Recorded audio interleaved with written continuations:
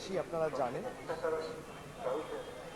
আজকে 162 জন্মজয়ন্তীতে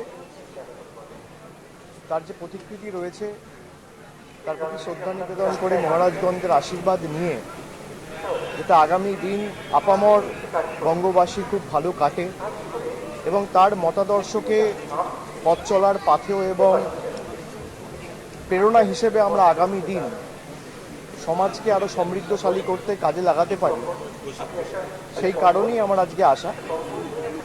আমি কোনো রকম কোনো রাজনৈতিক কথা বলবো না। আমি কোনো দিন স্বামীজির বাড়িতে শ্রদ্ধা নিবেদন করতে এসে কোনো রাজনৈতিক প্রশ্নের উত্তর দিই না বা কোনো রাজনৈতিক কথাবার্তা বলি না, কারণ এটা অশোভনীয়, অসমীচীন এবং অত্যন্ত দৃষ্টিকটু। সবার এখানে আসার অধিকার রয়েছে, স্বামীজির প্রতি শ্রদ্ধা নিবেদন করার অধিকার রয়েছে। কেউ যদি এসে কোনো রকম কোনো রাজনৈতিক কথা বলে, এটা তার রুচি, শিক্ষার পরিচয়।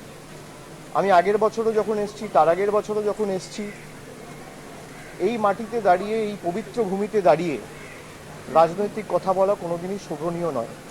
আপনাদের যদি কোনো প্রশ্ন থাকে পরবর্তী ক্ষেত্রে আমি যখনই মিলিত হব আপনাদের সাথে, স্পেসিফিক কারোর কোনো প্রশ্ন থাকলে আমি নিশ্চয়ই জবাব দেবো। অনেক ধন্যবাদ।